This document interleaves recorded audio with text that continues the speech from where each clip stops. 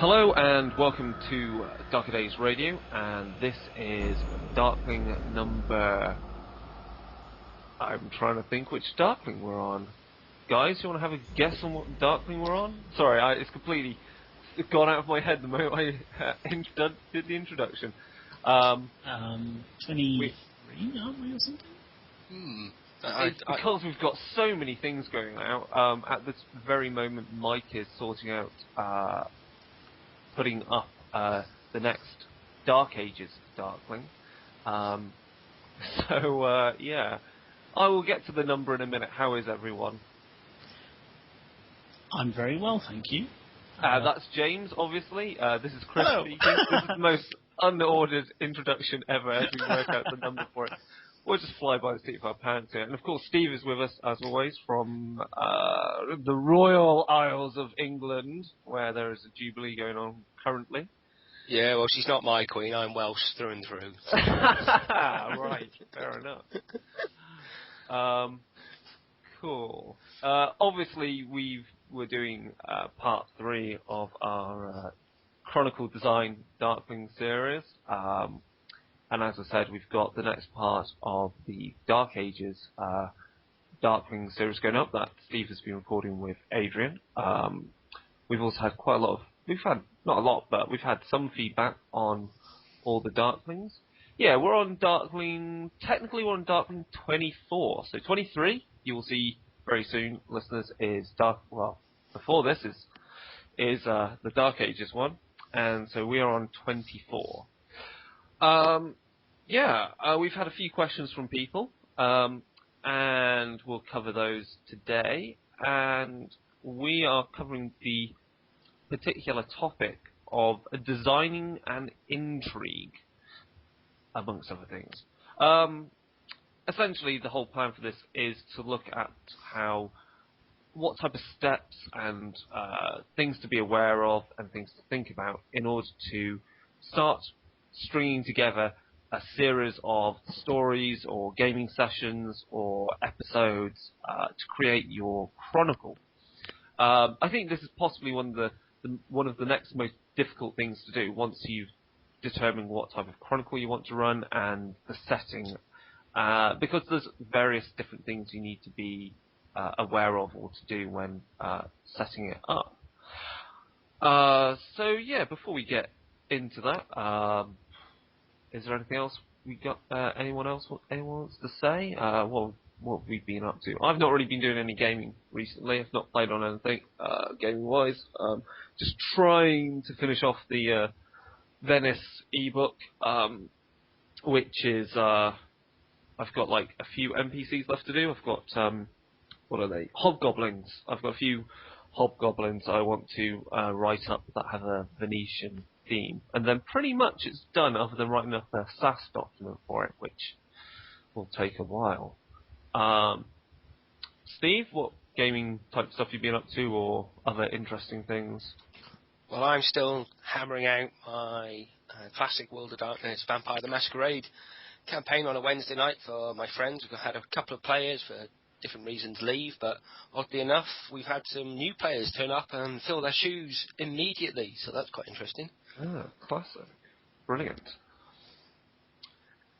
But apart from that, not a lot, really. Not a lot. Yeah. And James, you're okay, other than various other personal things, but what type of games have you been playing on recently? Anything interesting, or...? Yeah, I've been looking at Secret World. I've been on a couple of the beta events for that. I've played on that as well, of course. We actually had a little bit of a go together, and that was very interesting. It's nice to see a game with puzzles that actually gets you thinking and some really difficult puzzles in places as well. Yeah, that was really good, and I'm very much looking forward to it. You linked to my review for it on my Tumblr. Yep, that's right. But I'm going to go into probably a more in-depth analysis of that when it actually comes out. Now that I'm going to have a lot more time on my hands. And I've also been playing Dragon's Dogma. Yes. Which is almost exactly the game I have been waiting for years and years and years. Almost, but not quite. But it's really good fun. I'm enjoying running around and climbing up monsters and chopping them to bits. And it's very bizarre to have a very Western RPG come from a Japanese developer. Oh, yeah.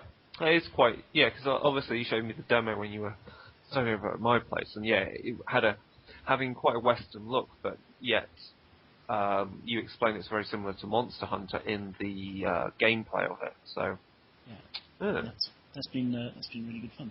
I'm trying to think of other interesting things that have been popping up. Obviously, we'll cover the same amount of stuff on the main show, but I think the interesting stuff is there's been more blog posts about Mummy the Curse, which I think the last one was interesting and also difficult to quite comprehend exactly what's going on, but there's obviously some interesting concept of what magical power that these mummies will be wielding. So it'll be interesting to see how that fits in with the New World of Darkness cosmology. And I think the other thing I've seen lots of various posts about, and that's it's intriguing me a little, is the next version of D&D, because it seems to be that they're making this D&D to be a bit more, I don't know, putting the gameplay more into the players and the GM's hands, and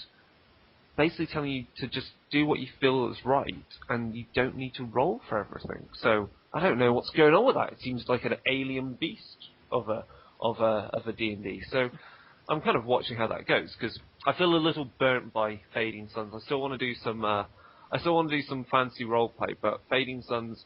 Not Fading Suns, Exalted. Fading Suns is another issue entirely I can speak of, but Exalted I feel a bit burnt by, because I still feel like I want to play in that setting, but it just gets too clunky when you want your player characters to like fight against 40 or more things, and also the way the powers in that game are set up, it gets a bit clunky.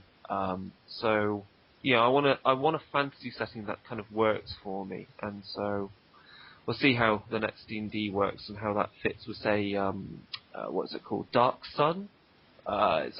Which is quite an interesting fantasy setting for it. Anyway, I think that's enough general idle chit-chat and general shit that we talk about here. So, shall we go into the main topic then? Yes, indeed, let's Let's do this.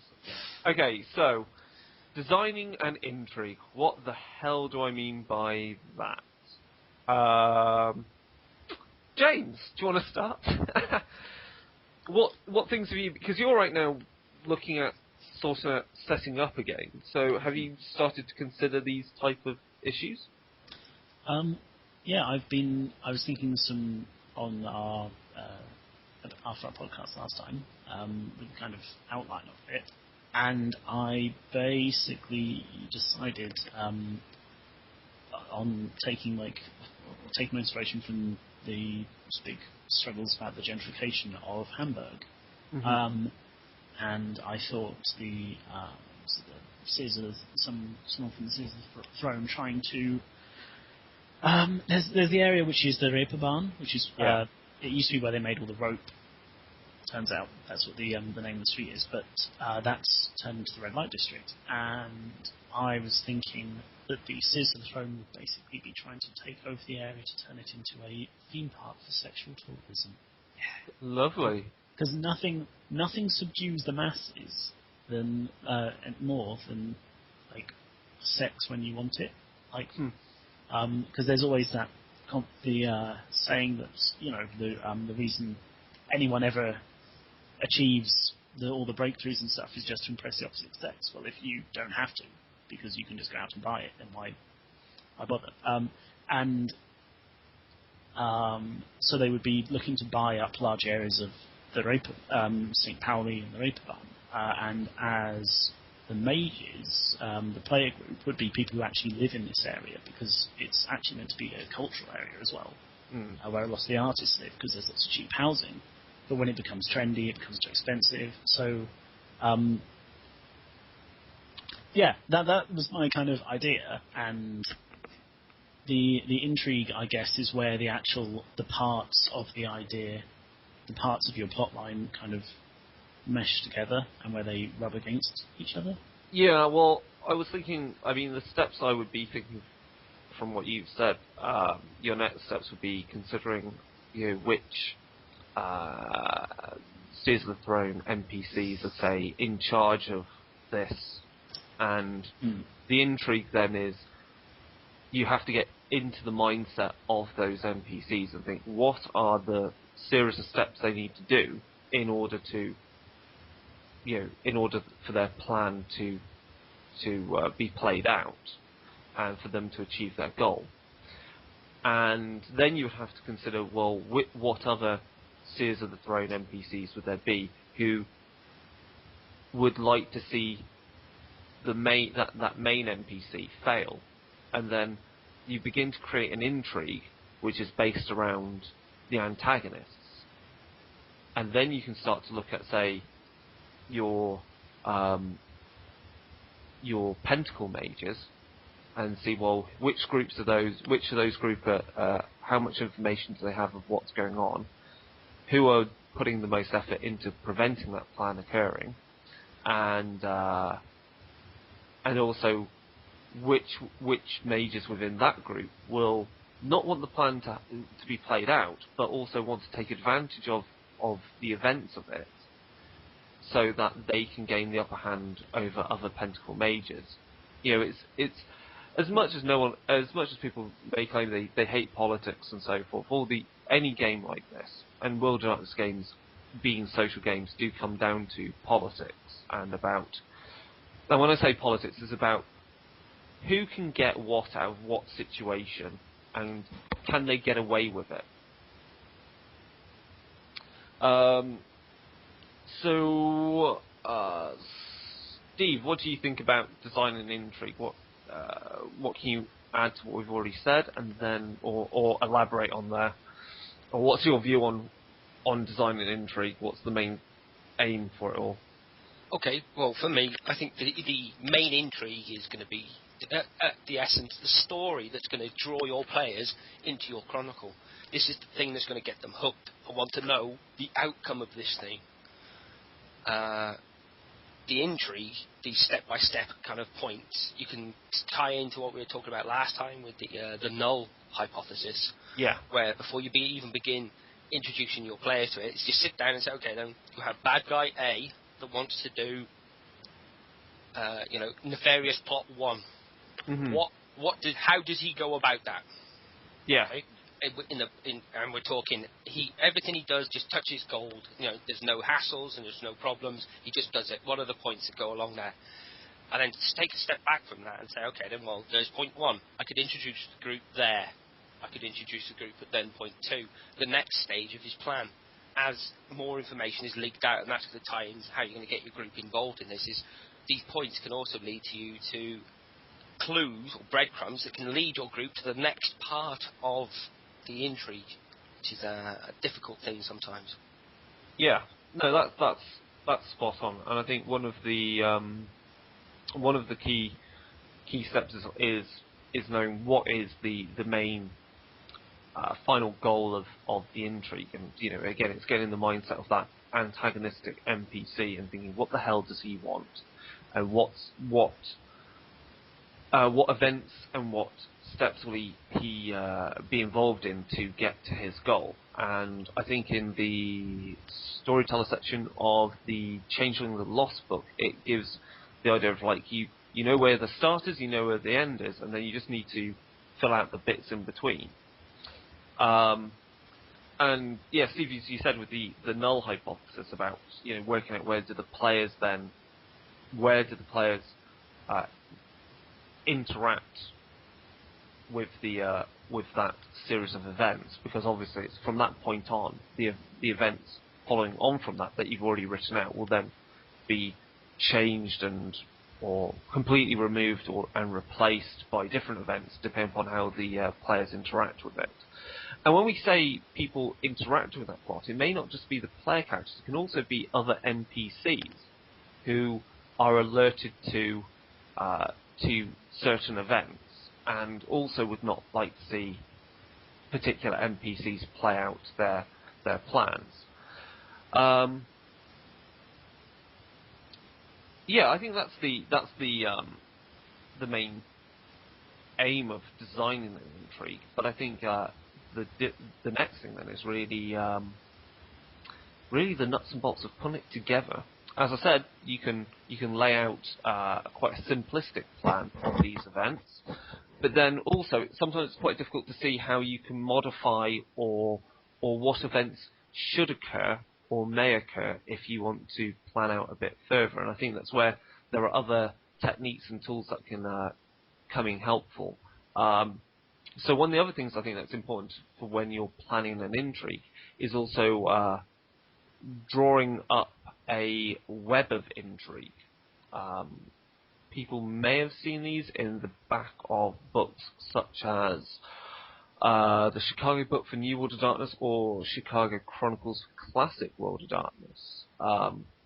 So these are just lists of names or these are spider diagrams of groups or people within your setting who know of each other and interact with each other, and the lines between them represent how they know each other or what they think about each other. So these lines have attached them descriptors about whether so-and-so hates someone or whether they know of them or whether they admire them or if they're an ally. And these webs of intrigue can be quite useful because they then offer you immediate information on new plot ideas for the next session if events events change drastically from your main intrigue. So I kind of compare this to understanding how World War One broke out. You only have to change all the countries by NPCs, and if one NPC starts getting screwed over by the players, he might turn to his ally, who has access to different information, different abilities, and the players now have a new antagonist to deal with, a new, possibly events to deal with that they don't see how they're connected, but then eventually do as they learn more and more about the intrigue and the conspiracies and connections between people. Does anyone want to comment some more on that one? Yeah, well, the web of intrigue can also show you the feelings of people that you've not really considered. So you have, say, in a New World of Darkness, you have, say, the Ordo Dracal, the Lancia Sanctum, and the Invictus. The Invictus and the Lancia Sanctum engage in some kind of political play. The web of intrigue can also show you how the Order of the Dragon can look at them and say, okay, then, well, how do I feel if the Invictus take control, or if the Lancia Sanctum take control? And that's perfectly apparent straight away. So you can even let it kind of hint when players go and talk to other NPCs. They're not involved in the actual main intrigue, but how they feel about it and what their thoughts and feelings are, to give your setting a sense of depth. Also, tying back into the intrigue as well, is it can allow you to, with the null hypothesis, to continue the story even if the players do nothing. Yes. They may hear about something. Oh, there's a meeting going down. Oh, great. None of the players are like, oh, yeah, great. So what? We're not going to go. We're going to go here instead because this seems far more interesting. Okay. But then you know what's going to occur at that meeting between whichever group's going to go there and the outcome of it. So the group can then hear of the outcome of that, and you still know what's going on without them. Your proposed scene one is the group goes to the meeting. Well, they haven't even done that. Well, okay, then what's the outcome of that? And you can say, okay, then, well, as the plot advances, the group can just ignore it as much as they want, but the situation's only going to get worse and worse and worse until they begin to take notice of it, until it begins to affect them directly, which is another interesting technique. Yeah, I mean, it's by doing that and showing the result, showing the kind of the result of their inaction. Mm-hmm. Then is a very good lesson to players to interact with the plot rather than waiting for the plot to fall in their lap. I mean, this is the difference of you walking to a bar as the sun is setting and there's a group of adventurers there and some geezer turns up and tells you, there's a dungeon over here, go sort it out. Or you as a group of actual people are sitting around, and then you suddenly get wind of, you hear a rumour about a plot, and then you start looking at the rest of the information that you have learned over the series of the Chronicle, and then you're like, hold on a minute, we maybe should go have a look at this and see if it's related to what issues we've had. And, you're putting the power back into the player's hands. James, how about for you? I mean, you've obviously played in my own games, and I don't know, you've mostly seen this type of thing as a player then. Like the web of intrigue is like I thought it was quite interesting point because not only can you see maybe who would be affected, but say players have killed an NPC. Like I've had this problem before when I've run things like D&D. Sometimes players turn around and they just flat out steamroll someone, someone that you weren't expecting. So you can see who you could maybe use to replace a pawn. If there's someone who would have agreed maybe with the intentions of another character, they might be able to get drawn into the plot. Mm-hmm. So you can maybe continue to have the story that you wanted, just with different actors instead of the people you had originally planned. But I also like it as well because it's something that I actually do as a player.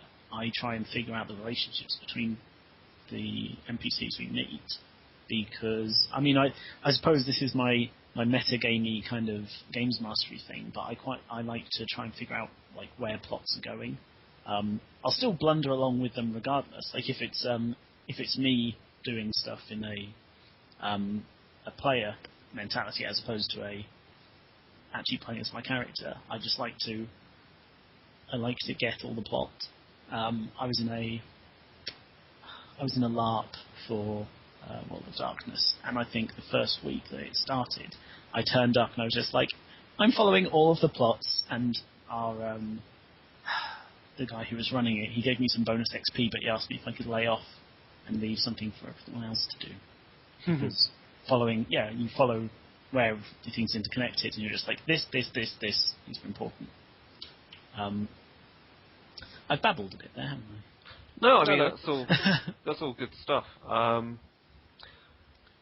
Yeah, I mean, it's good to have your intrigue set up, but you've also got to have stuff there for players to do if they get a bit stuck as well, and that's important because not only can players choose not to follow something because they think it's not interesting to their characters, or they're just not interesting to them, or not interesting to their characters because they may actually roleplay that. Why the hell would my character want to go to this event or try and stop this?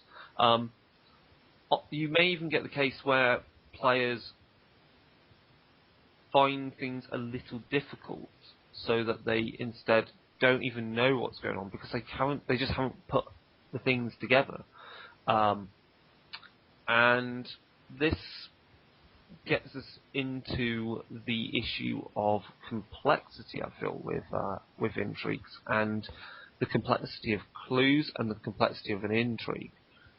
I would say finding that middle ground is difficult, and it's something that you don't just write up an intrigue, and you don't write up your plot and your mystery and just leave it as that. I think it has to constantly be in motion. And when I say in motion, not just because you're an asshole GM who goes, oh damn, that was too easy for them, I'm going to change this. I think you just need to be aware of it because you want to make it fun, and the moment it's not being fun anymore, then you may actually have to either simplify things or make it a little bit more difficult. Because clues can be really obscure, and getting that balance is difficult. I think I pretty much nailed it in Changeling when they kind of suddenly worked out the connection between things. So I've got somewhere that my entire Changeling plot, and I think Emily nailed it in the end what exactly was going on. and that was about, with my plan of games and sessions and so forth, with about 2 episodes left. If they didn't get involved with it, then it would be obvious what was happening, and that they'd be obviously going into events without the advantage. Whereas because of her puzzling, they had the advantage on knowing what to do. So there is a definite issue of you can make things too complicated. I don't know, James. How did you feel about that with regard to, say, the vampire game? I know you didn't play through all of it, but how did you feel with that in the vampire game, with the complexity of things? I mean, I was there, as you say, only for like the start of it, but I could see that there was definitely something going on beyond just the events that we'd been tasked with, and I was really interested in that. I mean, I was intentionally keeping my character very straightforward because I was going very much for a bit of a thug at the time, but I was trying to keep an eye on things. We were making headway, and we were never at any particular loss of something to do. We always felt like we had a plan where we could move forwards. Sometimes we would be we'd encounter trouble due to the gaps in our skill base as a group. I think we were trying to get into a building or something, and we realised that none of us were actually any good at breaking or entering, so we had to just kick the door right down. Yeah, I think in the vampire game, it shows that you can make plots interesting by not really having difficult clues. Because I think there's different types of challenges in working your way through an intrigue and working out what's going on. Part of that is clues where you've got a piece of information and you can't really progress until you work out what that piece of information means. Or you've got an issue of you don't know who's working with who, and you kind of have to see, because it's, in other words, you're on the outside of this black box of connections, and you don't know how the inputs are connected together inside the box. And it's only by testing and trialing out different things that you begin to feel who's connected to who. And I think often the thing that makes intrigues fairly fun to play through is just by introducing the element of doubt. The amount of plot and the amount of story you can get out, simply because you have a group of players who doubt the bit of information they've been given, and they doubt who's connected to who. And then you have those in-character arguments about what piece of action they should do is interesting. Obviously, you don't want it to the point, though, where their doubt becomes inaction and becomes the game stalling and coming to a stop. Steve, what do you think about clues and so forth like that? Well, I think one of the things you've always got to bear in mind when you're designing an intrigue is the kind of game that your players are expecting, how long you're intending to play this game, and also, like you said, keeping the level of interest at the right kind of peak to make sure that your group doesn't get lost and start to meander and then become, more and more befuddled as to what's going on. One of the things I like to do is just to get them on their feet in most of the campaign settings, because like you said, most of the World of Darkness games are based around social interactions. It's just to have a few, for want of a better word, mini quests that they can do for various people to either ingratiate themselves with them or to piss them off. That then at least gets them interested in a few of the major NPCs. So the NPCs that you're going to plan on having in your main intrigue, have them also involved in a few of the beginning quests. So the group has got a vested interest, or at least knows who you're talking about. Yeah. Moving forward from there, I think if you're playing a long campaign, something similar to what me and my group are doing at the minute, you don't want to be handing out a clue a week. No, yeah. Because otherwise everything seems boom, boom, boom, boom, boom. It's all just too much information. Just slowly. More in a kind of, dare I say, a Babylon 5 kind of way, where every episode, a little, or every couple of sessions, you're given a little hint, a couple of sessions more, a reveal. Yeah. A hint, a reveal. You've got, that's really important what you just said, is you've got to have some reveals, almost like you need some milestones so that there's a feeling of accomplishment. Mm-hmm. Definitely. One of the things I like to do as well is, when your group's just talking amongst themselves as to what's actually going on, if somebody hits the nail on the head, I'm not adverse just to saying, okay, then well, you've hit the nail on the head, there's an XP point. Or something like that. Just to show the group that that person's on the right track, listen to him. And let them take that forward, rather than them all kind of blunder around a little bit. Yeah.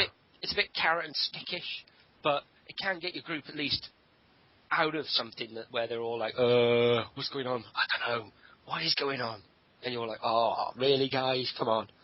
So, Yeah. I often find the interesting thing is sometimes, so my wife Sam, when she's playing, sometimes loses track of what's actually going on with the plot, because you get a whole load of discussion between players. And she has an interesting attitude towards things in that if she, as her character, really has no idea or has lost track of what's going on, she will just drop into what in character would my in character, what would I then do if I really don't know what's going on? What would I do anyway? And through just doing something that makes sense, that's in character, not completely crazy like I'm going to go blow up a building, but just goes off and does something and starts interacting with other NPCs, and is essentially generating new plot and completely new avenues through which more information can be revealed. And so I think she gets frustrated when the entire group stagnates, and she just goes, fine, my character's going to go do this for a bit, and just creates story, regardless of whether it's actually moved the plot on much or not. It's still developed the setting and developed the world, and through those scenes I can still tie them tenuously to the main plot. So that's always quite helpful when you've got someone that's willing to just actually role play rather than quest hunt. Another interesting thing you can do is for players that are getting a bit bored is the wrong word, I don't like bored, but a bit reluctant as to what's going on. Yeah. Is you can make a sub-quest for them that maybe lasts 2 or 3 sessions that's just about them. Again, drawing reference to like TV series. Every now and again you have one character just disappears, goes off by themselves for a little bit, and comes back slightly changed. You can run that. You could even run that if you'd liked, especially if you have time, out of your normal game time, so when they come back to the normal game, they're a bit more embiggered, or a bit more, or can come back with another reveal for the group. Well, that's why, James, you know this, don't you, that the way I've run stuff is that the main plot maybe makes up about, I don't know, maybe 50%, 50 to 60% of the actual gameplay, and that the rest of the planned out sessions and so forth actually consists of subplots that are related to the characters themselves, or something a little bit more random if I want to chuck in, something completely weird. Spice up your campaign, so to speak, yeah. Yeah, it's always good to do that. I mean, I'm just trying to think.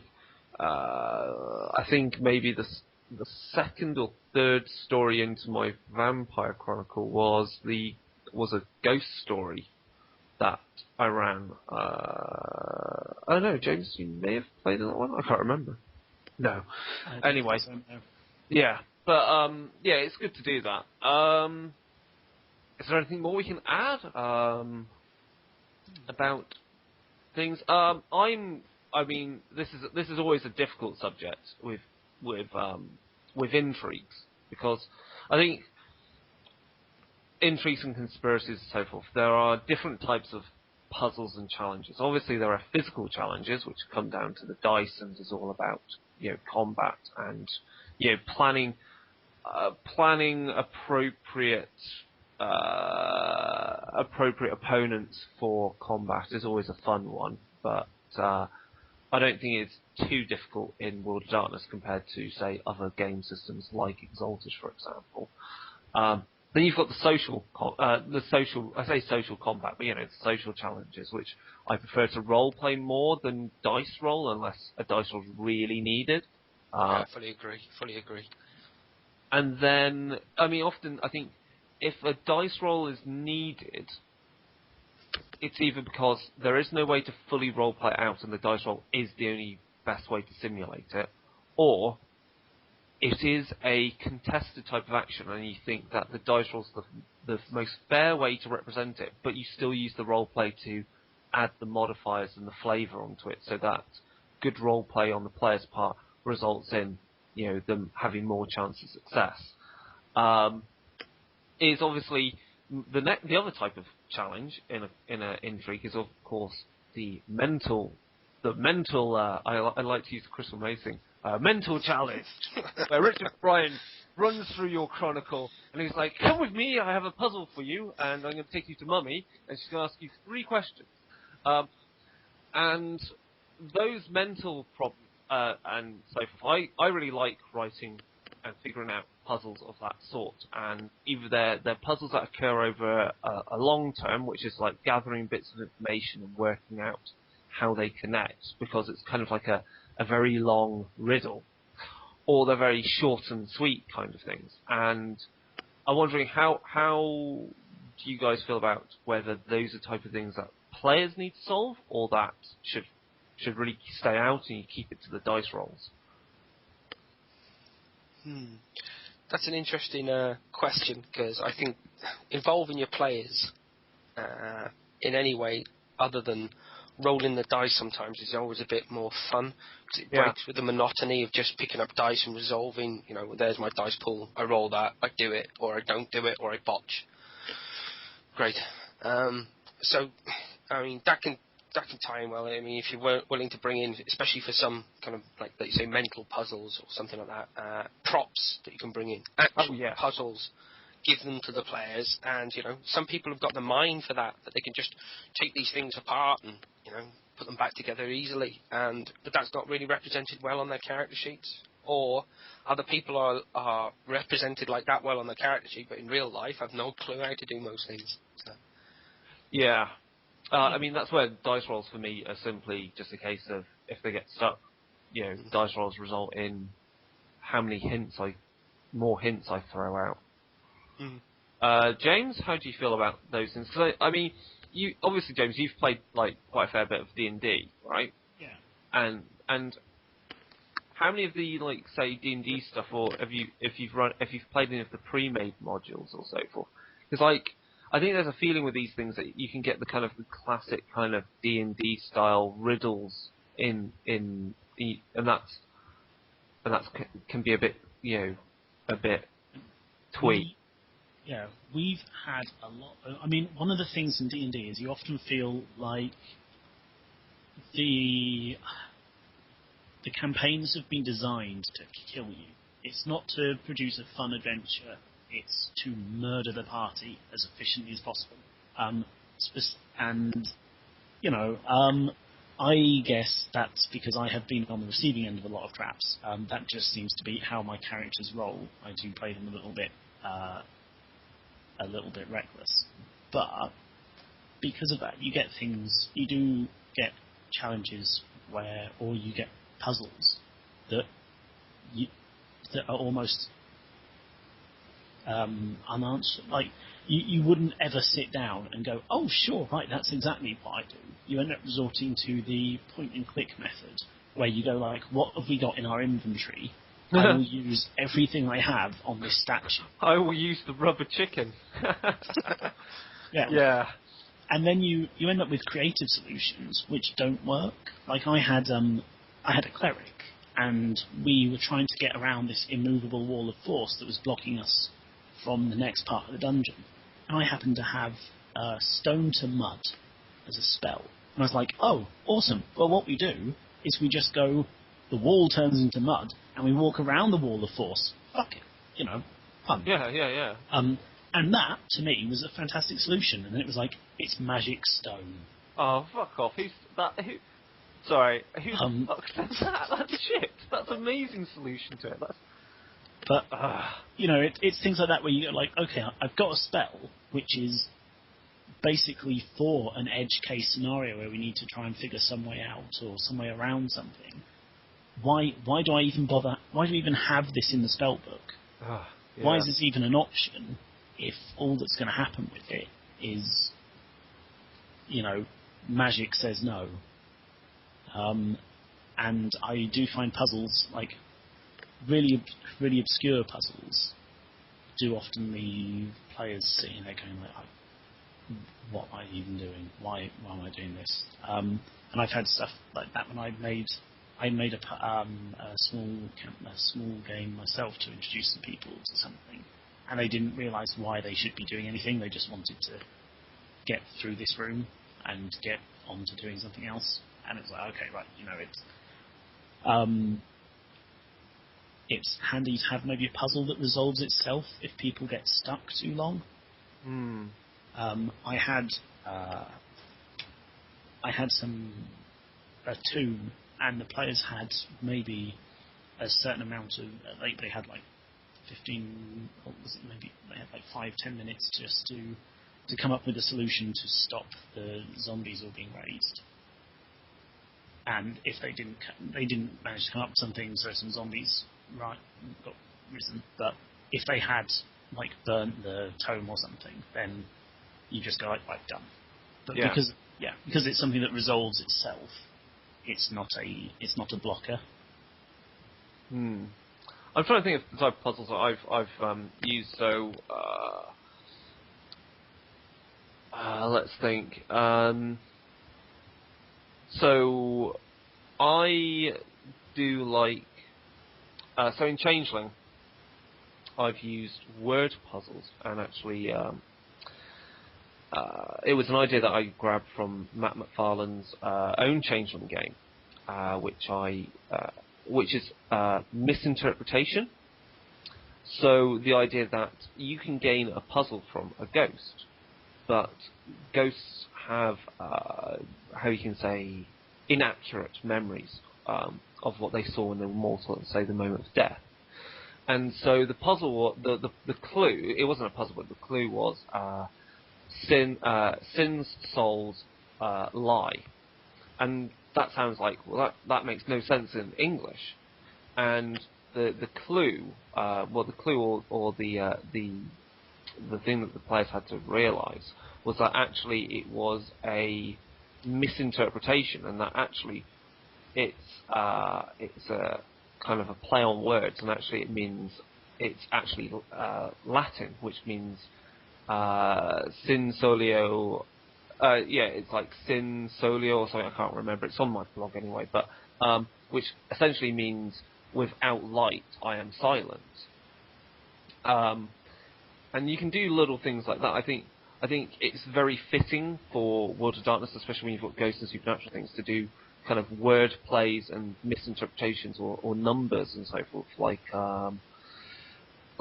how things are seen, say, backwards or upside down, and you can change meanings of things by doing that. And so it's a very different problem to work out. Other visual puzzles I've done for Exalted, the puzzle was that the players had a lock, and upon the lock it had in a very strange kind of like in all these kind of straight lines. You know the alchemical symbols for the planets. Yeah. Mm-hmm. Yeah. If you've watched Sailor Moon enough, you should know them. Anyway, but I drew them out for their puzzle as if they'd been drawn using just straight lines. So circles had become squares, and they'd all been, and there were also gaps in them because it was an Orthothonian laboratory. And just by doing that, it turned something that would essentially be very easy to interpret, because the amount of people in my gaming group that are fully aware of what the alchemical symbols of planets look like were looking at this going, what the hell is this? And then, it dawns on them that actually it's these symbols, and then the rest of the puzzle was just the interpretation. What other things are there? Other puzzles that I've used in my changing game. Often I think word puzzles are the best. I don't think number puzzles are too helpful unless you've got someone that enjoys doing that thing. The last thing you want to do is slap down in front of your group a Sudoku puzzle, essentially. I can't think of any other examples. Vampire, did I use any? I don't think so. Any other examples of things you've used in your games? Well, I went to great lengths once and made a document that had a document hidden inside it. No, classic. But that's a little difficult and a bit time-consuming, especially as decided to use a number sequence that led you to the word, the line, etc., etc. And that became both difficult to get the original message that they got, so it made sense, and also the message that you want to come out of it makes sense. But if done correctly, it can be quite interesting, especially if people like that sense of, oh, I start to figure this out, and suddenly it all starts to make sense in front of them. If people like that in your group, that's a great thing to do. Or the other thing that I've seen done recently is in Call of Cthulhu board game. Is it the Mansions of Madness? Occasionally when you come to locked doors, you're presented with a bunch of cardboard chits that are like the lock on the door or the electronic kind of pathway to unlock the door. You have to turn cards, and depending on your skill level, how many times you can turn or add in new cards is and that's something that's also quite interesting. You can pick up from another game and just insert in a World of Darkness kind of setting. Yeah, that's actually a really good suggestion there. It's definitely grabbing puzzles from other games. I think you can definitely do that. I think the more abstract kind of like board games could be quite good for that. So, James, the Git and Xerts games that I've got. Yeah. I think those would be really nice. Like, you could almost set up a puzzle, and it's something that the players have to work out how to do in, say, what the solution is in, say, 3 moves. And you can then use that to simulate, say, them having to, you can use that as a simulation of, like, say, hacking a computer, because hacking a computer is a difficult thing to simulate. But I think using these abstract board games is a nice way of simulating that. What other things would I suggest? That kind of reminds me of it's something that you very often see in video games, for example, lockpicking and computer hacking. And Fallout had something where you were basically playing a word matching / mastermind game where you picked a word and it told you how many letters matched up. Yeah. And then you had to figure out which one it was out of the selection of viable words. You could almost play Hangman for hacking a computer. Yeah. Give them, you could limit the player versus, dependent on how good their actual hacking skill was, you could limit them on how many times they get to guess the password. If there's definitely games that I would suggest to go look for the type of puzzles I like to run, Assassin's Creed 2. The Subject 16 puzzles in there, there are some puzzles which are like rotating pictures, so they're kind of like fitting all the bits together. That's something that's very difficult to use, but there are examples of puzzles in there that are to do with decoding, and also puzzles that are based upon, quite simply, like, out of these images, you have to pick the correct ones, and you have to pick the ones that share the common theme. I kind of like that kind of thing, because then you can really choose pictures that fit the theme of the story you're telling. So I think an example of that was in my Change the Game, where I used the first to die and the first of 13. So the first to die was to do with Cain and Abel. And then the first of 13 was the first of the 13 apostles. So you can you can do that type of thing, and that relates to pictures and related to pictures by Titian, who was a famous Venetian painter. So, yeah, you can do kind of a load of different things. I think it just requires a little bit of creativity on that. Games also to look at. I think the Batman Arkham City and Arkham Asylum have some really good examples of puzzles in there. I really wouldn't go with the type of puzzles from Monkey Island, though, because you're just going to piss off your players. Voodoo spit. Yeah, just not. No. That'd be terrible. Other things you can use to simulate it. I think we've kind of exhausted that. I mean, it's just doing it in the right way that's not going to piss off your players and makes it fun and fits with what you're running. Yeah, a little goes a long way. Because if every time they come to something, you present them with another puzzle, it's like, oh, what else is new? That's a big thing. You can't keep puzzle after puzzle after puzzle. Yeah, I think definitely trying to make in-game artifacts is also is quite useful. It just gives something more tangible to hold on to, and especially if it's themed around what your players are involved in. So, if you could hide things within, say, a text that is from, say, the page of the Testament of Longinus, for example, or if you want to do, for example, to represent, say, a mage's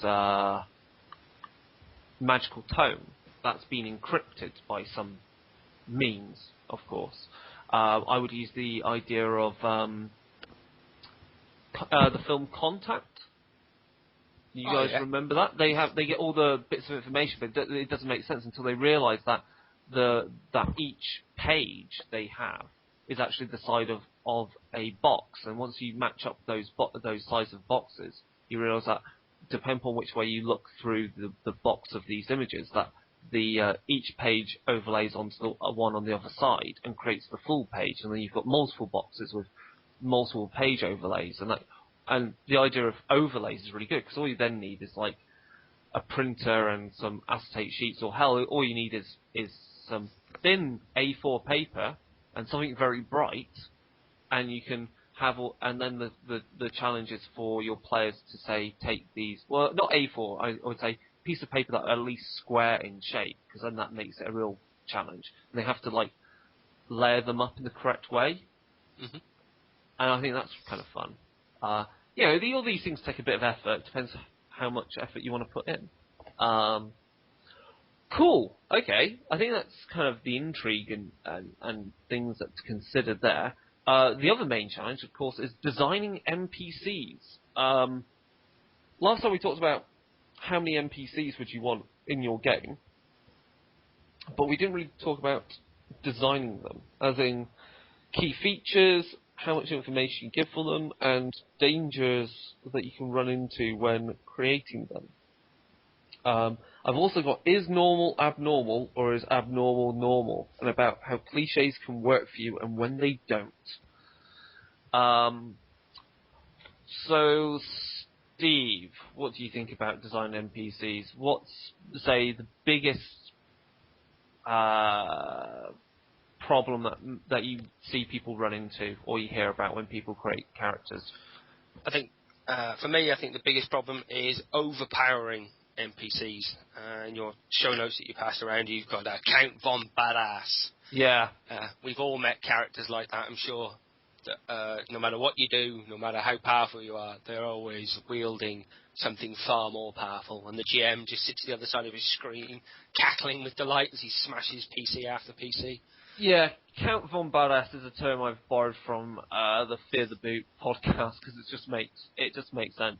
They originally referred to him as Baron Von Badass, but I think Count Von Badass makes more sense in our context. Yeah,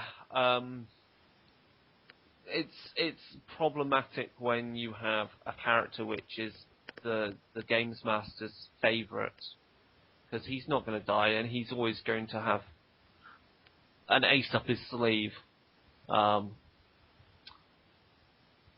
Just don't do it. I think that's the one thing to say. Just don't let them happen. I think sometimes you should look at your NPCs and say, okay, then perhaps they are seemingly invincible from one avenue, say the traditional way of looking at things, can we kick his ass? We could all look at, say, for Old World of Darkness, rank 5 werewolves. If you want to go toe-to-toe with one of those guys, good luck with that. But that does not mean that they are totally, impervious to harm by coming at them from different ways, i.e. from, getting his allies to do things to him, or, your NPC should always be somewhat a little flawed, or have some kind of flaw that the group can then identify and use to their ability. To find that groups like to use people to nefarious ends and be used by other people. So the failings in the players could be used by other, NPCs that are wise enough to see them, especially if the group doesn't make too much in hiding their flaws. Another thing to think about is what's the relationship with the NPC and the PCs, because if you have an NPC that's seemingly doing his own thing all the time, doesn't really involve himself in too much to do with the PCs, they'll just be like, something's happened to this guy. They'll be like, oh, yeah, so it doesn't really affect us. And that might be the linchpin of something monumental happening for you, that the group's just like, really? Okay, I don't understand. Or, you've got to make your NPCs, those that you're going to be using in your intrigue, somehow tied into the PCs so they give a damn about them. How about you guys? Yeah. I have always kind of found NPCs as a little bit... In D&D, I've had a lot of NPCs killed by players just flipping out every now and again. Someone decides that it's been more than 15 minutes since they've had a chance to fight someone, so they'll shoot a wizard halfway through his speech on why he's trapped them in a dungeon or something. So I guess I've not encountered the point where I've made them too survivable. Sometimes they're not quite survivable enough. But I think you've got to be, with your characters, you shouldn't really, or your NPCs, you shouldn't particularly be too precious about them. Yeah. You don't want to necessarily put someone in. If you want to make someone more survivable, maybe put them in a situation where they're less likely to get killed. So you have a vampire who he's got some evil plan, and the players are face to face with him, but they're face to face with him in Elysium. Yes. So yeah, if they really want to attack him just on the benefit of the evidence that supposedly they have right in front of their prince, then go ahead and do it. But there's a sheriff and there's all the other vampires who are going to just see these players lash out at someone else. So they're more held in place. The character is protected by the social structure around him, as opposed to, like, it's a full moon, I'm invulnerable, trollolol, you can't hurt me. No, that all makes sense because as Steve said, it's like, working out the different ways that an NPC could be essentially invincible to your players, but also there are different ways that he's also completely at their mercy, and it all depends upon the creativity of your players. And that's more so true in any game is Mage, for example. So, because you've got so many different solutions to how you could get past a particular challenge, you don't have to just do a toe-to-toe fight or break down their magical shield. You can always have ways of sidestepping around issues, or simply just having them taken out by the fact that you have the sheer force of numbers that you've built up just by making friends and influencing people. So what key features are there with designing NPCs? I think when I say this is, as we said last time, I think we spoke about how there are 3 different levels of NPC details that you can do.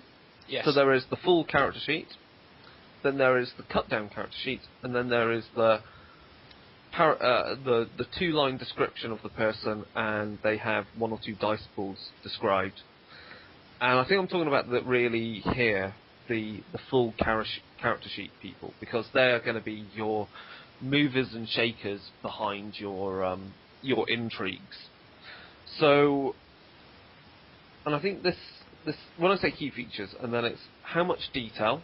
We've already kind of addressed that. Is you want quite a bit of detail there, and is abnormal normal, or is normal abnormal? So I think there can be a danger in a lot of role-play games, and especially in Vampire in particular, but also other ones as well, making NPCs a bit too outlandish, or cool, or a bit too funky, a bit too weird. I think one of the key things for me I always try and keep in mind is that in the World of Darkness, many, if not all, of your NPCs will have at some point been human. So humans are mundane creatures. Suddenly becoming a vampire does not make them into sparkle fairies. You know, it's or they're not all Deva or not all Toreador are supermodels or something like that. No, I know what you're trying to get across. That you can have these things in small amounts and not play off the cliches of these things too much, because a few cliches here and there are okay. Too many cliches are just going to be like, for instance, in the old World of Darkness, the Nosferatu. They're constantly living in the sewers. Well, you could mix that up somewhat and say, okay, well, they're not. They're actually running the boardroom of the largest corporation in the city. Yeah. Just to mix things up, because then you make abnormal normal. Yeah, I think it's a difficult one. It's easy to fall into these ruts. I would say cliches are bad. Quirks are good though. Quirks are something you can roleplay, whether it's like to do with how the character may have a certain anachronistic way in which they dress, or a certain brand that they prefer to wear or use, or particular drinks or anything like that, which you think picks them out as being slightly different to other people or at their level or within your setting. So you're talking like idiosyncrasies rather than straight off weirdness. Yeah, I think those are more fun, and those are more interesting for players to pick up on. And that also keys in with the fact that you're reflecting the fact that then the players themselves don't have to have characters that are so outlandish, and again, I'm a virtual adept, therefore I constantly wear mirror shades and walk around in trench coats, or the equivalent. I think NPCs can be interesting without being completely freaking weird or over the top. But the other information you really should include is, for the ones that are involved in your intrigues, is as much information which relates to why they are doing what they are doing. Why have they got to this point in their life that they are wanting to kill half the vampires in the city, for example, or whatever goals they've got. It is understanding why they're doing it. No one is evil for evil's sake. There is no straight up, cape wearing, wahahaha, I will kill everyone. It's not, it's not a Saturday morning cartoon series. I think it's important to know motivations, and also to know what they care about, because many of these antagonists in World of Darkness games, once you begin to understand more and more about these NPCs, you actually may have players become quite sympathetic to their cause. What do you think about that? Yeah, I mean, anything where you can get your players involved with your NPCs so they give a damn is going to be great. Their motivations for doing things explains where that guy's coming from. It allows you, touchstones to relate between the PCs and your NPCs and say, this guy wants to do this. If you guys are thinking about doing the similar kind of thing in this Chronicle, work with him. This guy's trying to do with this, which is another tying into that idea that we talked about last time with the Gandalf. Yeah. You can produce a bunch of smaller intrigues that show the motivations of the key players and say, okay, then, well, there's your plethora of Gandalfs or mentors to look at and say which one interests you and to hitch your wagon to, so to speak. Or, interestingly enough, which ones you can piss off and then become the antagonist for the group. That, the group knows why their arch nemesis thwarts them. It's because of this. We did this to him right at the very beginning, and now he hates us. And every time we go to do something, he tries to step in and muck it up for us, or his minions step in. Yeah. That's another thing that you could sometimes look at as well. Is I think, NPCs. Sorry, after you. I was going to say, I think the interesting thing is that you can have NPCs that the players are antagonistic towards, and that NPC is then antagonistic to them.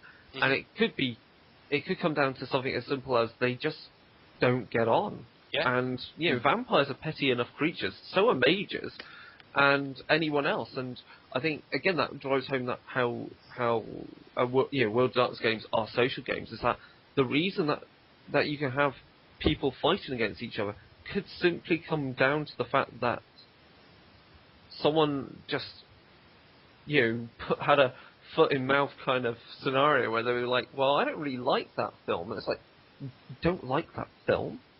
You're an asshole. And it's like, and then that's where it begins. And the next week, they're one-upping each other, and then the week after that, someone escalates the antagonism to the next level. That violence starts to occur, and not everything has to be due to antagonists. People fighting against each other doesn't have to be due to some deep-seated kind of nefarious plot. It could just evolve naturally out of just simple dislike of each other. Exactly. We had this in the Changeling game that you ran. Yeah. My dad was a tailor, and I'd made dresses for the people turning up at the ball, and someone insulted them. Yes. So I was really rude to her, really, really rude. And then she bit my ear off. Okay. And it would have. She didn't bite your ear off. She what did she do? I think. No, she went for it. There was a ball, and she bit my. She bit your ear in a very playful way, didn't she?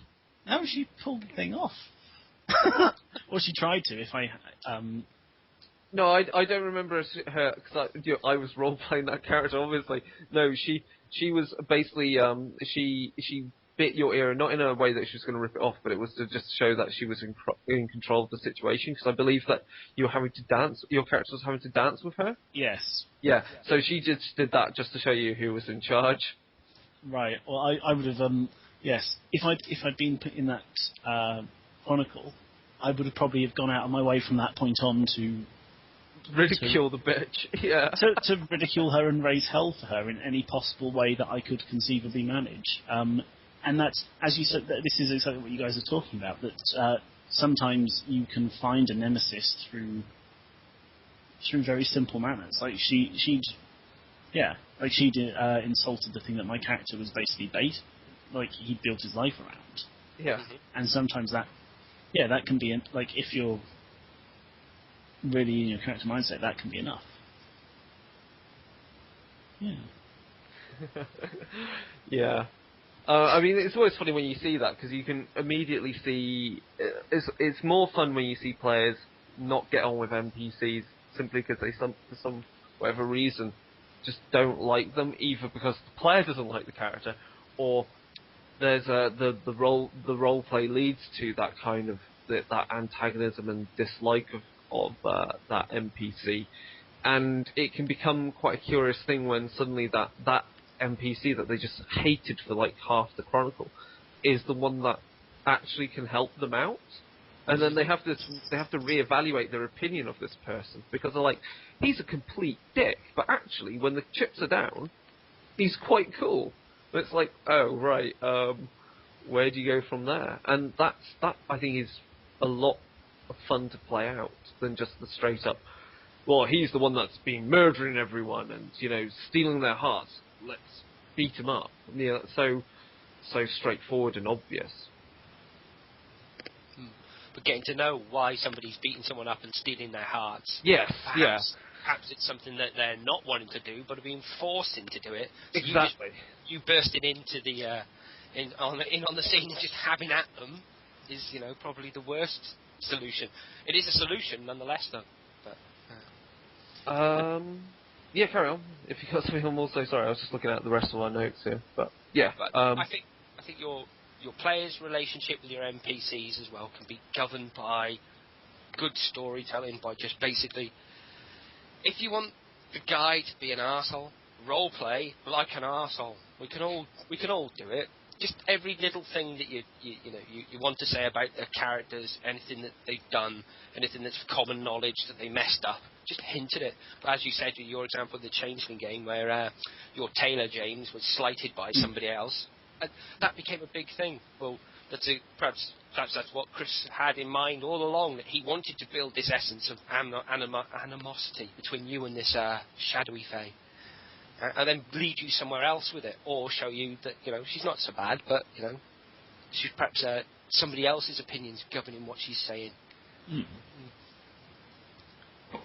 It's even more fun when you've got a group of players and half the say one group of the characters gets on with one NPC, but then the other part of the players, their characters don't get on with that NPC, and that's when it becomes really, really curious in how they interact. Well, in my Pittsburgh thing at the minute, the two sisters, Faith and Hope, that are vying for power of the city. Yeah. The group as a whole is working for Faith. But there's one or two players that right from the beginning were saying, do you know what, we really like Hope. We'd much prefer to take the story in this direction. But because they're in the kind of the minority for the group, the rest of the group voted to go with Faith. But they've always had, like, every time there's an interaction with Faith that pisses off the rest of the group, they're always there like that saying, but Hope's always, I just like her style, and we like the way she does things. And that's quite interesting, because for the rest of the group, they're like, you again, what are you going to do to us now? So, and that's, getting your perhaps your PCs motivated into the ideas behind your NPC as well. Or then buying into the motivations of the NPC. They don't, empathy to their situation is always a great thing, especially if they're on the opposite side. Cool. I think we've covered pretty much about the intrigue. I can't think of anything else unless anyone wants to raise any points about that. About designing NPCs. Don't be scared of having just a few NPCs as well, especially when you're kicking off for the very first time, or you're doing something for new people. The number of people that you introduce to them should be either small or drip-fed, so they're not just overwhelmed with. You walk into the court of the city and there's 50 vampires turn and face you, and there's this one, and there's this one, and there's this one. Oh yeah, I mean, yeah, that's quite important. It's like, drip feed, because running Elysium or any kind of meeting for players is very difficult, because suddenly players want to talk to fucking everyone, and you're just like, I can't be doing with this, so I'll give you a general. If in those scenarios, give a general feel of what conversations are going on. And which of your key NPCs are involved in these conversations. So therefore you've kind of distilled it down to little groups within the meeting. Then if you do on the fly introduce new NPCs, you can at least note them down and flesh them out later. I've been in that scenario far too many times. Well, here's a technique that I've been kicking around with, and it's worked quite well in Pittsburgh at the minute, is to print off pictures for each one of the characters. Then every time that there's a large social gathering, I lay these pictures out in little groups, i.e. the people that are talking in those little social circles. So when the group then enters the room, they can see the social situation laid out before them. And see where everybody else is. And they can say, okay, then, well, there's a new face I've not ever seen before. I'm going to go speak to this person. That is really cool. I like that one. I haven't thought of that ever before. The other thing you can do as well is when you have big interactions like that, is you can pick up the picture and talk. That is that NPC talking. You then pick up another picture and start talking again. That is that NPC talking. So instead of says Ivan, says Christoph, says, all the way through your narrative. It can be much more fluid, and you can just pick up pictures and voice different. The flow of your narrative is much better that way as well. But that's just an idea that I've been kicking around with. So. No, that's actually a really, really decent one. That's really quite cool. Okay, I think we're going to shift a little bit of topic to, so we can wrap up with a few things, to some fan mail. Yes, we've actually had fan mail based upon this series of Darklings, which is great, and obviously more questions should be sent in to us at our normal email address, which we'll give at the end. So, and of course being contacted on Facebook or on our Google Plus or our blog. So what we've got here is, first up, we have Scott on our Facebook page asked about crossover games and coping with them. I will say, first of all, if you're going to run if you want to do crossover games, it's a hell of a lot easier doing it in New World of Darkness, as everyone mostly knows. Classic World of Darkness, it was a pain in the ass. I remember the pages upon pages of dealing with it in Midnight Circus, which was a supplement where you could have crossover. Crossover was kind of like, was pretty much the aim of that book, and it's difficult because you had to balance off quite a lot of powers, and in Classic World of Darkness that's really quite difficult. So I think, rather than talking about the difficulty of crossover due to rules, because obviously we know that is difficult for Classic World of Darkness and fairly easy for New World of Darkness, because of how New World of Darkness is constructed, let's talk about crossover in the sense of what type of things from each of the splats works together well, and what type of stories can you tell then using crossover. Okay, straight off the bat, idea straight off the top of my head is Risen for Wraith the Oblivion, hanging around with vampires, as you are essentially both dead creatures, dead in different ways and animated in different ways. In the book The Risen, it talks about a little chapter in there about the crossover. It's same curriculum, different school. Yes. The way it's hinted at. So. I think that idea can definitely be applied to a lot of stuff also in New World of Darkness as well. My first up thing is, in New World of Darkness, at least, it's quite easy to identify groups within New World of Darkness which would naturally work well together anyway, because of the type of things they research or involved in. So, for example, there is a group of werewolves. I'm just trying to think which group it is, actually. I'm trying to think of which group of the Forsaken it is. Is it Walkers in Darkness? Is that even a group? Anyway, the fact is, the Ordo Darkle, for example, can happily get on with and have a lot in common, say, with werewolves, because they have interactions with nodes, which the Ordo Darkle call worms' nests or dragon lines, and those often are the same locations that, say, for werewolves are where there's a locus, or where there's for mages is also a font of magical power, or for changeling is a verge or a location that easily gets you into the hedge, or for Geist is a location of an Avernian gate. And so immediately you can see that by looking at some of these sub-factions within each of the splats, they have a lot of crossover due to the same sort of things they deal with. So there is a bloodline of vampires, for example, that has the ability to interact with ghosts. That's in the Book of the Dead for New World Darkness. In the Book of Spirits for New World Darkness, it also details a bloodline of vampires that can manipulate and interact with spirits. So I think crossover is quite easy to deal with, and there are groups that naturally it works well for. There is the Autumn Court in Changeling the Lost is also all about dealing with ghosts and supernatural entities in general, and so they are good for crossover. And there's in fact an entitlement that is even more focused on doing that. So, as you said, Steve, it's about, same subject, just different material and approach to the challenges there. And then really the task is understanding why does a vampire, a changeling, and a mage work together. And I think it's often picking out something which is an antagonist or a challenge which is common to them all. If they're having to deal with ancient ghosts that have been driven completely mad, that have somehow escaped the deepest part of the underworld, that is a challenge to both vampires, sin eaters, and mages of, say, of the Moros path, because this ghost is stirring up trouble for all groups within the city. I'm trying to think of another example of something, or even if you want to go for a classic, because we mentioned it in the latest Dark Days main show, demons.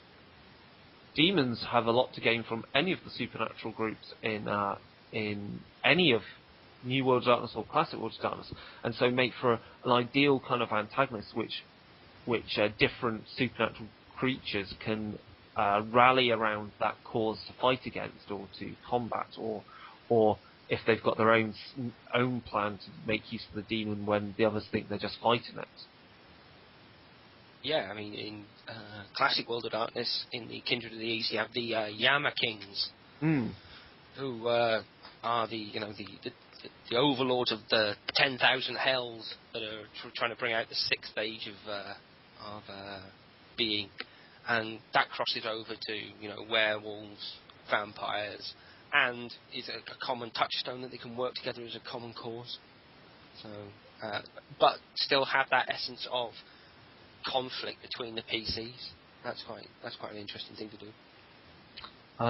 Also, because of the very nature of the crossover and the fact that in New World of Darkness they're less antagonistic, is a group like that can also be very ambassadorial, because they can then they draw together what common knowledge they have, but then can also act to kind of smooth over negotiations between different supernatural societies, and their task is then to police the borders between each group and deal with the things that falls into the jurisdiction of both groups. I think that would be kind of fun to play out as well. Obviously, that relies on your players understanding that is the task of their characters, along with whatever subplots you've got. I think you can only really play out a crossover like that if the players from the outset know that they're unified for a specific reason and play to it. I've never really done a crossover group. I wouldn't mind doing one. I have some ideas for it. The things I have done as crossover, though, is often just drop antagonists from different game lines into the one that I'm running. So, I've had a Promethean turn up in my Changeling games, I've had spirits turn up in my vampire games, and that always is good fun, just so you can showcase some different abilities and powers and kind of scare the players a bit, and show that they don't know everything. Yeah, and as someone on the receiving end of that, it was quite nice because you get to see, you can't really metagame it, because it's like, often people try and look at the abilities that something has in relation to their own, and when you're fighting a vampire, you kind of go like, okay, it can probably only manage this kind of stuff and this kind of stuff. When you introduce monsters from a different setting, you don't really have the same framework to put them in your head, which is great for something that's meant to be different and scary. You can't rationalise it within the same system that you're using. I think the big problem you'll always have with crossover games, though, especially if it's something that your players have asked for, often it's born out of the idea of, let's make some badass characters. Yeah. Old World of Darkness had a few kind of blips. I mean, Samuel Hake being the big one. Yes. The other big one, abominations. Yeah. Yeah, these things are the half vampire, half werewolf kind of crossover nightmare. The best of both worlds, worst of both. No, it's just for players who want to go, I kick ass. Yeah, really? Okay. And I think if your players are looking at it from that point of view, or if you're looking at it from that point of view yourself, I think you're going to be sadly disappointed, because I don't think the World of Darkness combat system, in either new or old, and I think new's slightly better than old, it's a bit clunky. So role-playing where you're just going to hammer at things with your mighty powers, it's going to be pretty tedious. I think there's better games out there where you can cross things over if you're really desperate to do that kind of, power gaming. So. Cool. I don't think we've really got more to add on that. It's just, it is a difficult challenge. I think it's unifying. The main aim is finding a unifying story for why they should be together, rather than obviously going in the route of let's have a super team. Yeah. Okay. Cool. Next up, David asks about the use of technology that can be used to manage the game. Right. Okay. I think I'll just give my experience of this. I'll start off. So, obviously, there are a few things I do as part of my gaming. So I have Word documents that have my own game notes in. I have Word documents that have notes which I would disseminate to players. I have documents that have cheat sheets that I disseminate to players, because sometimes I really don't want players to have to flip through books to find all the basic rules. I have made cheat sheets that make it easy to do that. And then also I maintain a blog where I write up the actual play. So I write up the actual game sessions in a more story-based manner, so that they're a point where players can actually go read what's happened. As much as, as long as your players actually appreciate the fact you write those things. And then, really, the other things I have going on are, on the blog I'll also post wiki-type articles that players can use for reference if they need some more information on certain groups.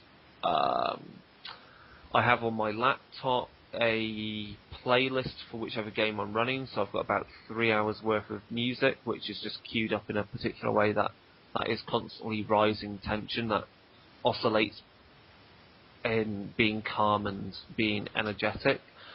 And I also have a slideshow of images that I then have play out on TV, because I link the laptop up to it. Lastly, other bits of technology I use, I make use of, I have a tablet for reading PDFs on. That makes life a lot easier for searching for things, and book-wise. And that's about it. I know there are specific kind of things out there, like Obsidian Portal, which is kind of a make your own wiki for your games, essentially, that players can interact with. But again, that's really just a wiki version of blogging, so it falls into the same sort of thing. I don't really make use of dice rollers on Android devices yet, but, depends what mood I'm in, or what I'm doing.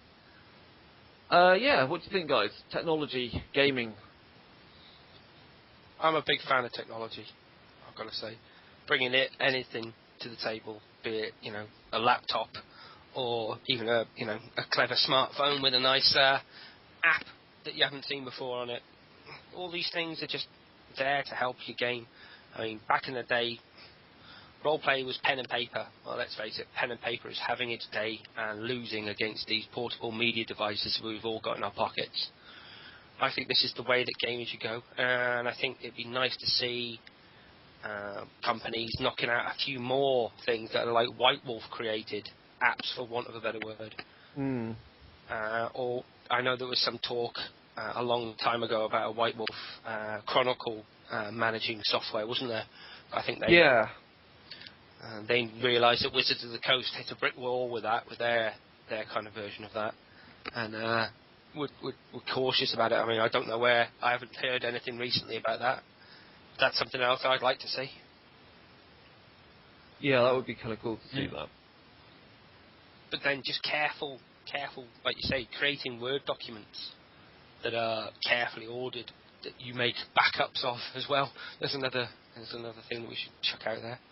Yeah, so, I mean, I think I would start using more and more is, as I said, there's like, you can use wikis and so forth.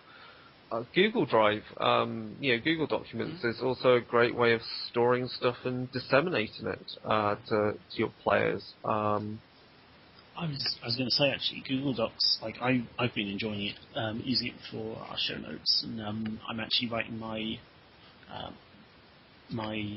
Hamburg Chronicle stuff on Google Docs. But it struck me as an interesting way that you could share stuff like downtime between what the players are doing, because then people can update what's happening, what they want to do in their downtime. And if people actually have an idea early on, you could even, like, if someone does something, you could actually respond before your session. And if other players notice something's happened, it'd be nice for, say, you're giving players like a week of downtime or something, and something major happens. People who are clued in can see these developments as they go through, and it's just I quite like it. It's a nice way that people can quite communally edit everything as well. Like if someone wants to go on an excursion with X person, that person can opt in or opt out. I also through work stuff, I've been doing a lot of diagramming and flowcharts and stuff. Mm-hmm. And there's a nice free diagramming tool on the PC, and I think they're actually going to be doing Android support for it. Okay. Are we allowed to plug stuff like that? Yeah, we can plug anything you want. Yeah. Cool. Well, it's called YED, as in YED, and it's got loads of different types of diagramming, like networks and flowcharts and stuff, and you can use that for maybe designing your intrigue. Yeah. But it's also got handy stuff like it. You can have a massive mess on the screen, and you can automatically arrange it depending on what type of diagram you want. So sometimes it gets an absolute mess when you have all the connections between like this feature and this feature and this feature are all connected to like 7 other features. But it's usually does a pretty good job of cleaning stuff up and making it actually intelligible for people. Yeah, I mean, that's kind of useful. I mean, the other thing I think with something I have tried, and you can use something like PowerPoint or its equivalent, I think are very good for when you do need to have a map for combat that you can manipulate in real time.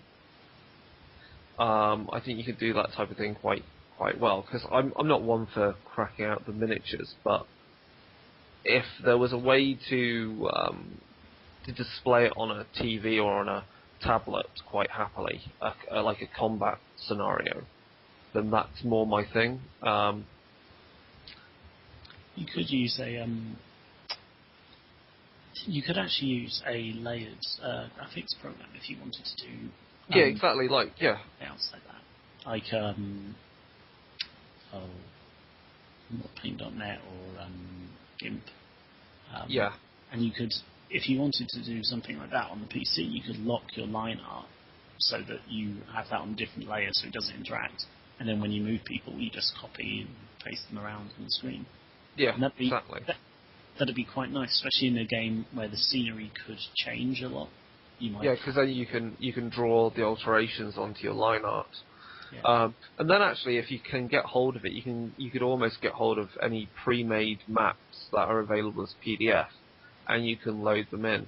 Something I've seen that's done quite nicely. It was done on a friend had on his laptop, and we looked at. It really helps when you're playing, especially if you're playing something like a technocracy game.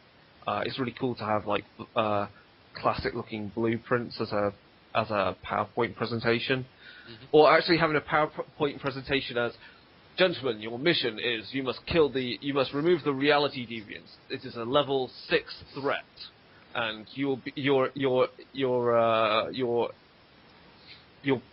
entry point is here and your extraction point is here. You have 12 hours, and just having it come up as a classic kind of PowerPoint introduction of what you're doing, it really adds. Again, it's this idea of like in-game artifacts, which when you can do it, it's really good. And I think it's even easier in this day and age. Now we have, TVs and laptops and tablets that can display your documents that have weird text on them, and you can pull images from wherever.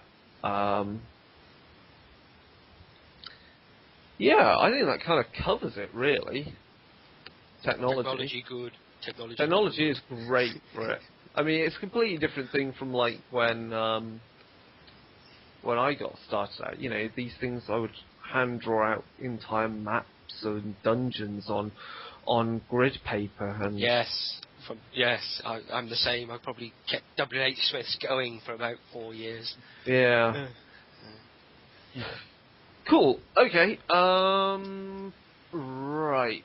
I think that covers all of that. So finally, in wrap up, I think we should basically say what type of stuff other things we've been working on, which is, because I think we're almost at the point where we can kind of show off some of what we've written. That shows that we're not just speaking a whole load of shit here, that we're actually following our own kind of advice, is our Darker Days project. Yes. So, so the Darker Days project is a Chronicle example, which will have a fair amount of information to the point that where we can write it without killing ourselves, and because we want to run our own stuff. And we have chosen to write a Chronicle outline and extra information so that people can run it for the city of Moscow. But the fun thing is, we're taking the information that is there and the ideas that we've got for it, and we are casting them in both New World of Darkness and Classic World of Darkness. So this is essentially the same treatment for the city of Moscow, but for Vampire the Masquerade and Vampire the Requiem. So you will see where there is definite similarities between the two settings, and also some differences that occur due to the differences of the two games. What more can we talk about that then, guys, so far? Because we've done some stuff for it, but we haven't done loads yet. I mean, right now we've kind of got a mood and theme and kind of a feel for what the Chronicle is like. We've got some ideas there. I'm kind of slowly going through the history of Moscow and finding some flashpoints of how it fits in with anything supernatural at all that I can add in. There's some interesting bits in there. Steve, James, what other things have you spotted, or have you written so far, or ideas you've got for it? Well, I've been looking at it through the lenses of the old World of Darkness, as you guys know. And what I'm looking at the minute is the classic Bolshevik Revolution, where the bourgeois snatched control from the Ventru kind of overlords of Russia, and how by the time the late 90s, early 2000s roll around, those bourgeois lose power again, but to none other than the Ventru that are reformed and kind of re-rallied their ranks, and in the form of the oligarchs, which are the kind of Russian, leaders that are billionaires. Roman Abramovich is a good example of one of the Russian oligarchs. Yeah. And how there's an exchange of power from back to the old, and this idea of a re-rise of grandeur, which I think is going to be tying into the Requiem, which is what you're looking at, isn't it, Chris? Yeah, I mean, I've kind of done the same sort of written the same sort of treatment. So the idea of like there was a Carthian, they call it a dictatorate, which has finally kind of collapsed and was essentially a atheistic fascist regime. Because Carthians aren't all communists, and in fact, it was more of a very pure kind of form of fascist regime. and that these dictators, of which there were 3 in total that kind of control the city, have now disappeared and hiding in the tunnels of the city. And into this power vacuum, the Invictus have returned, and they have this revival in the same way that, as you said, you were speaking about the oligarchs and the New Russians, as they're known as. And so for the Invictus, it's a case of that they're re-establishing dynastic houses and seeking out elders that may still be asleep somewhere in the city. And then linked with this, you have I've got some stuff to do with the Ordo Darkle, who've basically been given the Undercity as their domain, so that the Ordo Darkle can do their research into worms, nests, and ghosts, and into anything else that's kind of strange. And I'm kind of trying to work in a body horror element into it. So I'm looking at like the influence of, say, nuclear power and weapons, and the space program, and what weird spirits or supernatural biology has turned up, and how that may have been has become an issue for the vampires of the city. And yeah, there's some really interesting flashpoints. I mean, I've got some bullet points now on some about the ancient cultures that used to be in Moscow, and how there's possibly quite a lot of ghosts to do with that, and entryways into the underworld, and how that possibly relates to ancient Circle of the Crone cults as well. So yeah, I'm up to 1480 with my notes on the history of Moscow and reading through it. So I found quite a few interesting bits here and there.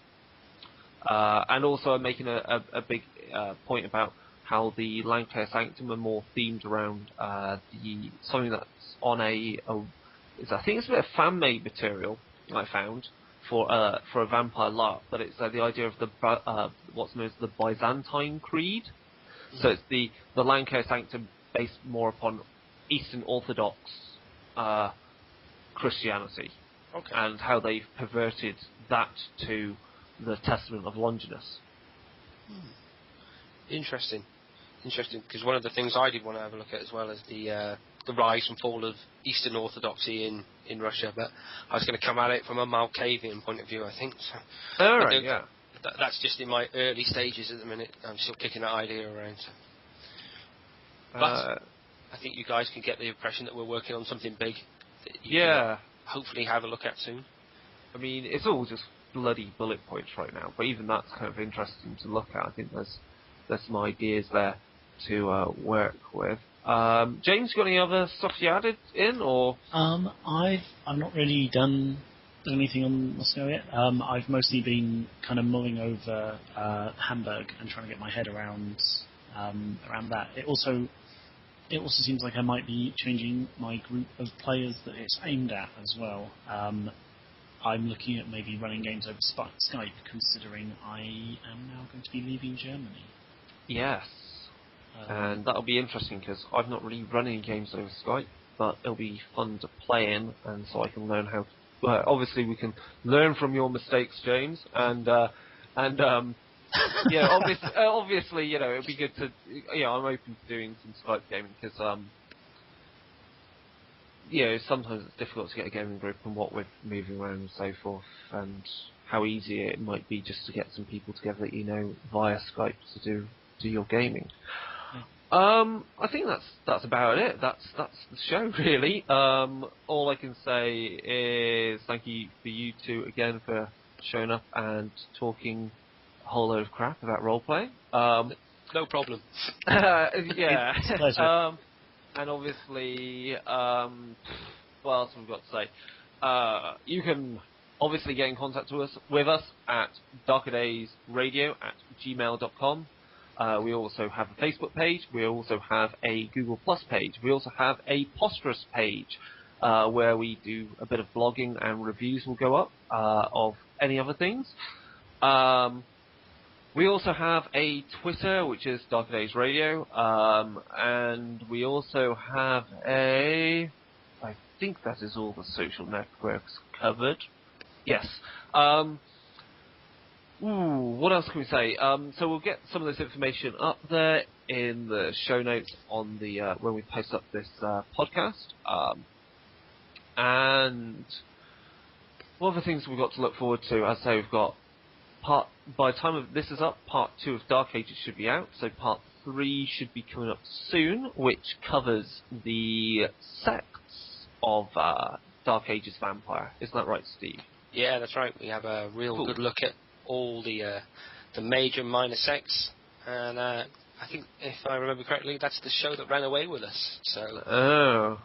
Yeah, I've already listened to part 2, which covered the paths, which is really good because I think that's something that I think when we get around to it, I'm looking forward to seeing how we can use all that information to do Requiem for the Dark Ages.